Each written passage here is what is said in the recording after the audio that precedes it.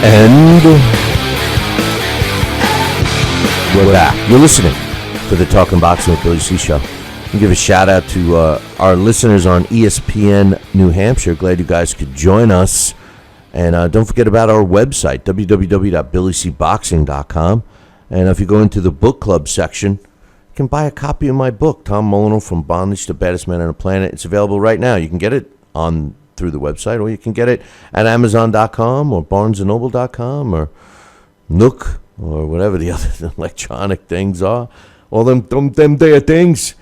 Get it. Just get the book. Don't be going to the libraries either like Raheem. Say, I'm going to go to the library to read your book. Go to the library. Come on, buy a copy. That's what I hate about them libraries. You sell one copy to the library and a gazillion people read it. But anyway, joining us right now, Boxing Hall of Famer and Boxing Commissioner of the state of New Jersey, my man Larry Hazzard. What's up, Larry? Hey, what's up, Billy? Man. Oh man, it's here. I knew that was going to happen. I got hit. I couldn't even do the show yesterday because we got hit with a little blizzard of some kind. It was crazy. So Anyway, it's here. We knew it was going to happen. I mean, well, at least we got away for a while. So if we can. January is almost gone. We get February and March. 8 weeks and it'll be spring again. Huh? Yeah, well, because it started late. I'm just at least up here. We got March and then April. We got to worry about. But Anyway, hey Larry, the other day I got before I get going here, I got an email, and it was from a listener out of Wisconsin named Alex Mayweather, and he said there's no relation. But he has a question to you, directed to you, and he says, my question to Mr. Larry Hazzard is, when do you think bigger fights will be coming back to New Jersey and or Atlantic City? I remember Jersey being a hotbed for boxing, and now it seems like all the fights are in Vegas. Thanks, and I love the show. So that was directed to you. What can you say to my man Alex? Well, Alex, I don't know about Atlantic City because Atlantic City is in serious trouble now. They're talking about the state taking over the city. The casinos in Atlantic City, as you know, seem to have gotten out of the boxing business. The one casino, Caesars, which was the main benefactors for boxing over the years, they were the main. That was the main casino that did most of the boxing.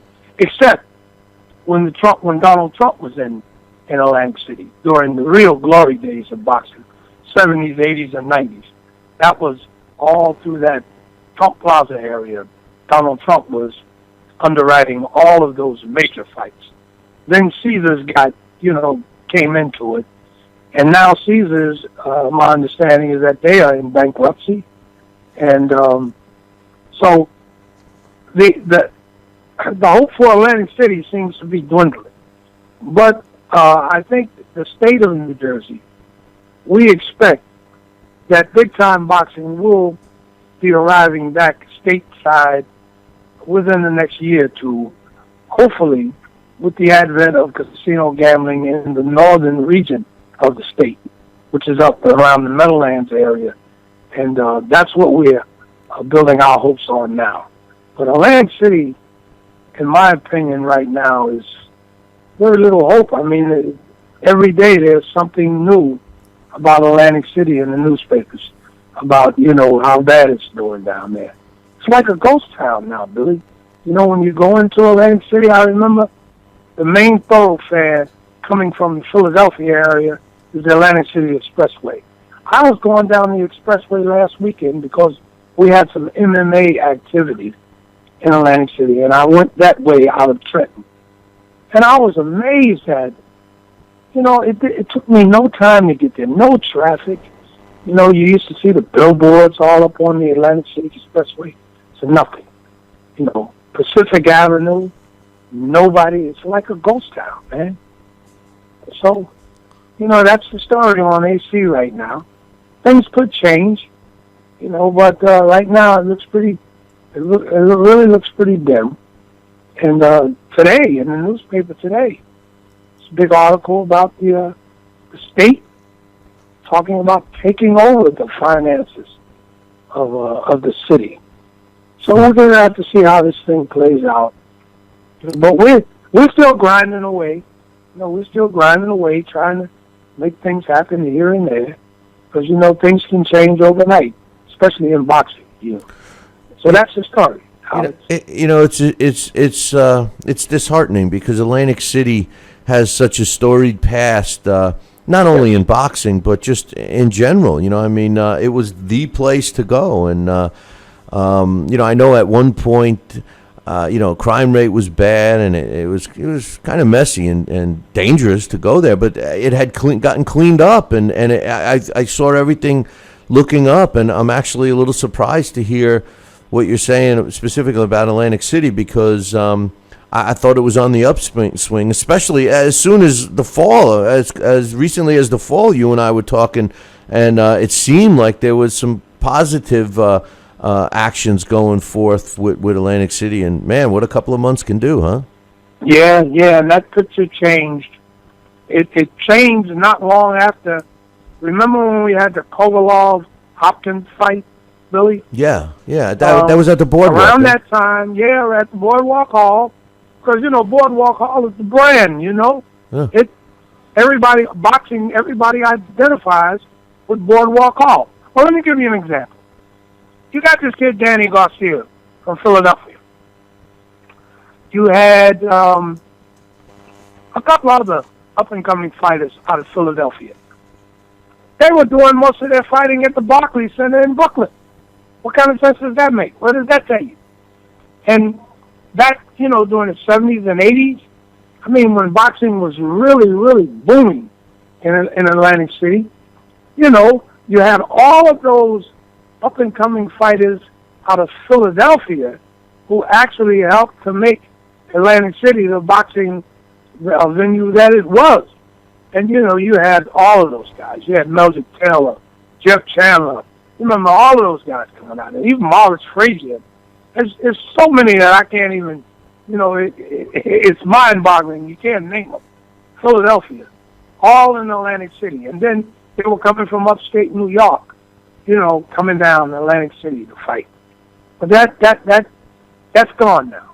And that I'm not even mentioning the big heavyweight fights with Mike Tyson that took place in AC. So right after that Hopkins Kovalev fight, we thought we had things moving in the right direction. And next thing you know, Caesars, they no longer, they had this restructuring that they're going through, and they were the last vestige of support for big-time boxing. Of course, we're hoping that maybe it's been a couple of years now, and we're hoping that maybe that situation will change. We do have a fight coming up at Boardwalk Hall, February 19th, showbox show. Up-and-coming fighters at Boardwalk Hall. So I think resorts is involved with it. And so maybe there is a little bit of a light at the end of the tunnel. We'll just have to wait and see. But we're working along with the few promoters that are still trying to get some footing down there, and we're trying to do our best to get some things moving. But we're not going to give up. We're not going to give up. The natural marriage between casinos and boxing has always seemed to work. The crowd that boxing usually draws are gamblers, and they come in, they usually stay at the casinos for a couple of nights, they eat at their restaurants, and that's why the casinos got involved, across the board. It seemed that as soon as legalized gambling got to the Native American Indian casinos, and there's several of them in the state of New York and now Pennsylvania, all the ones that were, Atlantic City was drawing from, those people that, weren't flying out to Vegas, may have hurt. And then my question, and I'm off subject because I got a couple other things to ask you, but my question is, and I know they were trying to vote on it, but maybe it is time for Atlantic City to allow sports betting, because that would give them back the edge. Sports betting is only allowed in Vegas. That's the only place where there's sports book, aside from the offshore stuff. Right. And so maybe that's the answer to get some business back to the casinos, because let's face it, Atlantic City is having financial trouble because the casinos aren't making any money. If the casinos if they were making money, then all these other things would fall into place, right? Oh, without a doubt. I mean, that's the way it appears. Okay, that's the way it appears. And you bring up a very important point when you talk about the other surrounding areas. See, at one point, Atlantic City had the enjoyment of being the only game in town. You know what I'm saying? Yep. So you had the bus runs from the Pennsylvania area. You had the bus runs coming from New York, and of course other parts of New Jersey. But that no longer exists. Even in parts of Delaware and Maryland, they have casinos, and of course now New York has it. Yep. So it's easier for them to just stay at home or go to a place that's nearby in Pennsylvania. You got Bethlehem, you got those places, and it really has taken its toll on Atlantic City. I mean, tremendously. And that's why the politicians, they just voted, to put it on the ballot, to put it before the people, to extend the gambling boundaries into other regions of New Jersey. See, because Atlantic City, the way the legislation was written, Atlantic City in New Jersey was the only place where gambling was going to be permitted. That's the way the law is written. Okay? So when they established legalized gambling, when they established the casinos, it went on the books that way. So Atlantic City had that privilege of being the only locale in New Jersey. So they just voted to put it on the ballot now in November for the people to vote and decide if it's going to be permitted to have gambling outside of Atlantic City, which will bring it into North Jersey. And there's been, all of the political discussion about the Meadowlands. Now all of the different regions of New Jersey are fighting over, where it's going to go. We want it in Jersey City. We want it in the Meadowlands. We want it in Newark. Places, wherever they got empty space, they want a casino now in other parts of New Jersey, because they feel now, and I agree, that now some of the traffic that's leaving from the other regions, the northern regions of New Jersey, that used to come to Atlantic City, or maybe going to New York or going up to Bethlehem, they will now go up to the Meadowlands or go to other parts of New Jersey and gamble. And of course, like you and I both agree, gambling, casinos, and boxing, usually have always been, a marriage. And so we're hoping if you get one or two or three new casinos in North Jersey, in the Meadowlands or somewhere in those areas, the managers of those casinos hopefully will want big time boxing, because it has always been a part of it, and it seems to have been a good marriage. And that's another thing too, Billy, that I hear a lot of the promoters complaining about in Atlantic City, is the turnover in the management, and the seems to be just a different paradigm, a whole new model of managers that have no interest in the sport of boxing. And that's very strange. The guys complain that they used to be able to call up certain people at the casinos, and they would call them back, and they talk about what.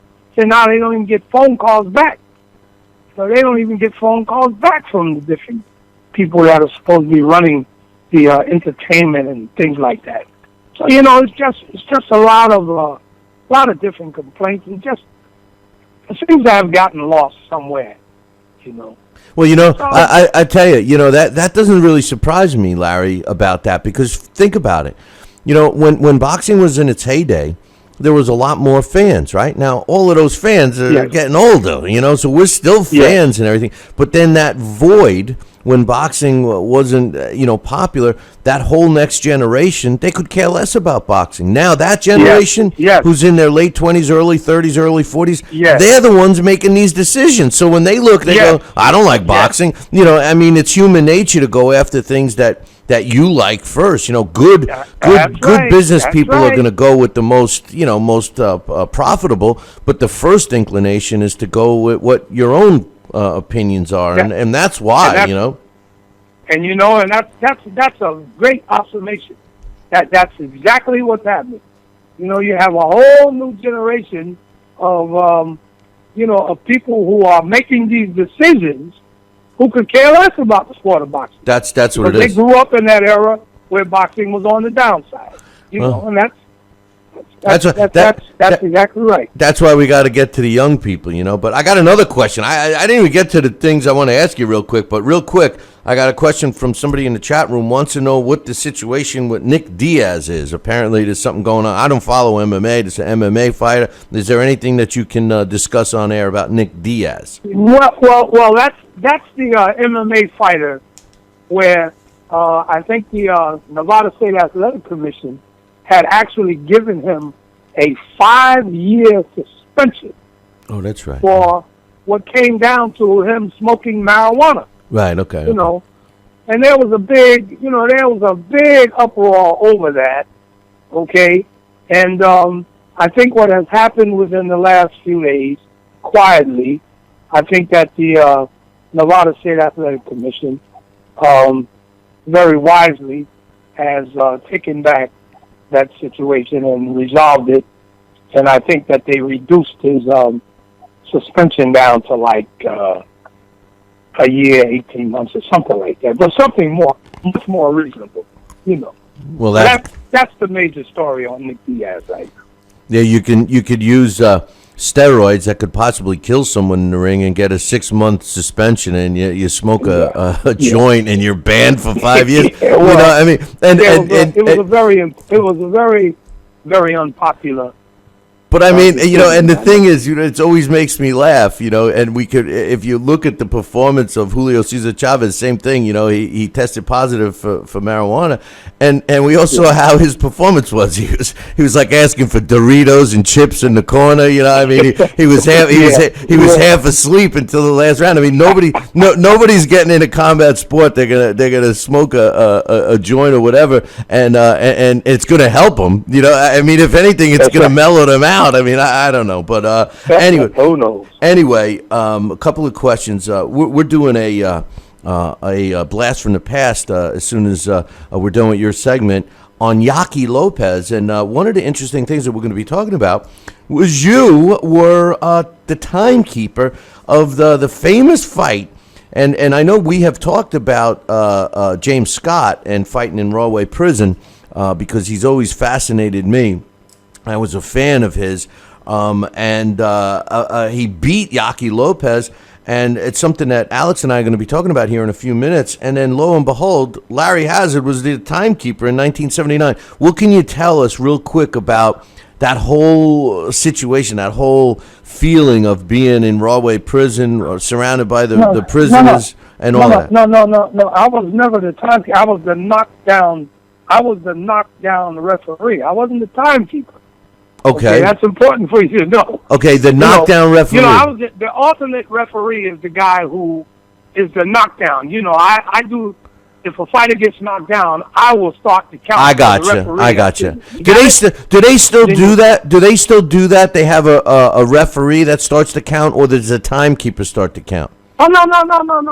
In most jurisdictions, the alternate referee will start the count, and then you have a regular timekeeper. Okay. Now getting into Rahway, that was one of the highlights of my career coming up, because I did most of James Scott's fights in there. I did him and Braxton. I did him and a couple of those other no-name guys. But anyway, that whole thing, man, was really. You're gonna laugh, man. But when I used to go in there, man, I used to say, "Hey, Larry, hey." Guys were calling me. I said, "Who the fuck?" You know what I mean? It was almost like what do you call it? Like a homecoming. You know what I mean? It's like going back to a high school reunion, right? Billy, I knew so many of those guys in there, man, that I knew going in there. And it was like, whoa, And it was no different. I'm going to tell you something. A lot of people say, oh, you're going into prison, you go there. It was really no different than going into a small venue, because the guys, they were, many of the guys that were in there didn't like Scott. Many of the inmates were cheering for the, for the other guy, I was in there when, I went in there when Eddie Mustafa lost, okay? I was the alternate referee in that one, okay?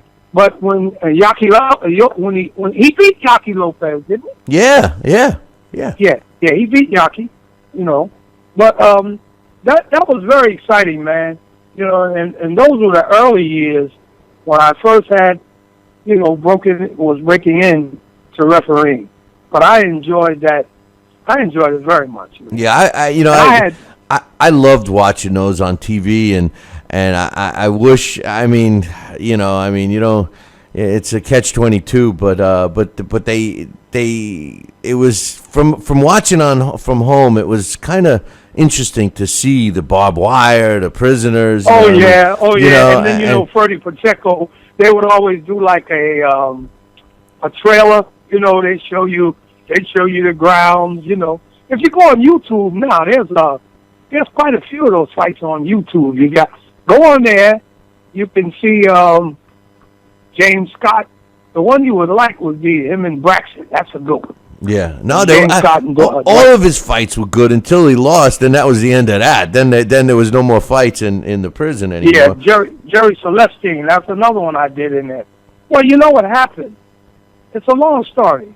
The warden, there was a warden named Hatrack, who he was kind of one of those type of guys that liked a lot of visibility, and he felt that these guys could really make good use of their time, and he started that actually Rawway boxing team, and a lot of those fighters that were in there, Jersey Joe Walcott was the commissioner at the time. His deputy was a guy named Robert Lee, and they gave those guys professional licenses.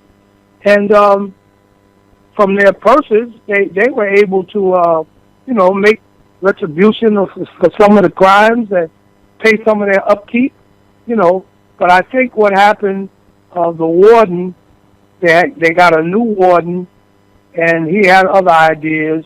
And I also think that there was a change in the governor back at that time, and I think that there was just people with new ideas, and they didn't really think that the boxing out of Rawway was a good thing. So it ended. But they used to have, Billy, back in those days, there was a lot of penal institution competition. And even some of the other penal institutions, they would box. You had like these trustee type inmates that could go to other institutions, with guards and trainers, and they competed against one another. And that was at the amateur level, and I used to follow that too. It seems like it could be incentive for them to behave and follow the rules, and it seemed, I don't know why it was stopped, but I'm telling you, it seemed like a good thing. And a lot of those guys came out of the prison, turned professional, and was doing pretty good as professional fighters back in the day. That's another thing that added to, it's really not mentioned that much, but we had a lot of guys who were ex-inmates. Well, Bernard Hopkins competing. B-Hop. Oh yeah. He's won. Ron Lyle was one. Ron Lyle, you see, and that's that era. That all of these things, helped to make that era such a great era of boxing. Yeah. And it no longer, it no longer exists. And sometimes I wonder, if we were still doing it, would that even help too? I've always been in favor of it. You never know, especially it's a different world. We could get into that. It's a different world now. It's a different world. Real quick, Larry, big couple of heavyweight fights this weekend. Glazkov, I can never pronounce his first name, but Vli Glazkov is taking on Charles Martin for the vacant IBF title that they stripped from Tyson Fury. Yeah. Glazkov is a kid that he always bucks the odds. I never give him a chance, but he always comes through. Do you have a prediction on that? He always, he may seize the moment, Billy. Like he always bucks the odds. He fought Adamak. A lot of people thought Adamak was going to beat him, but he didn't seem to have much trouble with Adamak, and so this may be his moment. And Martin really hasn't fought anybody. No, Martin hasn't fought anybody. So this is really a big test for Martin, because I think that Glazkov has been in a little tougher than Martin. Yeah. So he's got a great chance, and of course I like Wilder. This is a good thing. This is a good thing for boxing. Starting out. That's my next question. My next question with the heavyweight fight between Deontay Wilder and Artur Szpilka. I remember seeing Evander Holyfield. It sticks in my mind when he was walking down his ring walk to face Mike Tyson. Everybody's doing the cross sign. They're all feeling this is the end. We're never going to see Evander again. Tyson's going to kill him. And Evander had this look on his face, this confident smile, that smirk. And I remember watching, because I was always a big Tyson fan, I remember watching it going, oh, man, he acts like he knows something that someone else doesn't, And, he walks down. And we all know what happens. Well, I see that in Artur Szpilka, and I see a lot of stuff. I don't know if it's BS or not, but Wilder seemingly taking this guy lightly. This kid is a tough kid. Do you think Wilder is going to have an easy way, or do you think he's going to struggle a little? No, I think he's going to struggle a little, because I think Wilder is still learning. Okay, I think he's going to struggle, but I think that Wilder is the future of the heavyweight division. Okay, but like you said, I hope he doesn't go in there too overconfident. Okay, because this guy Spitzer is a pretty tough fighter. He's a scrapper, and he's talking a lot of smack out there too, man. Yeah. So, but he's doing it with a smile. He's talking smack with a smile. It's like I'm liking him. And the funny thing is, I think that this fight is really going to tell us where and how far Deontay's going to go. One of my pet peeves is that you shouldn't be developing when you're a champion. You're already there, so I don't want to use the development.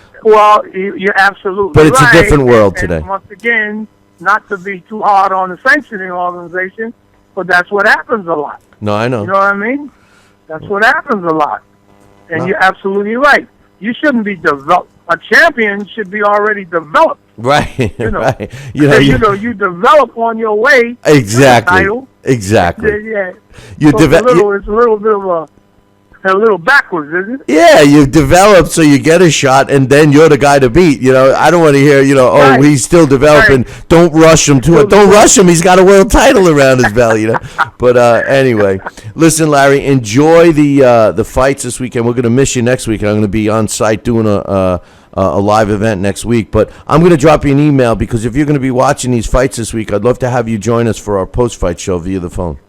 Okay, very good. All right, man. Look in your e-box tomorrow. Okay, Billy. All right, my man. Take care. Take care. Okay, baby. That's my man, Larry Hazzard, giving us some insight on the Yaki Lopez at Rahway Prison. And he feels sort of the same way I do about Deontay Wilder, except he says he's the future of the division. He very well could be. I think this weekend is going to be a telltale of that. We'll see what happens. Hey, listen, I'm going to take a short break. When I come back, Alex Papali and I will be doing a blast from the past on Yaki Lopez. We'll be back in 2. Talking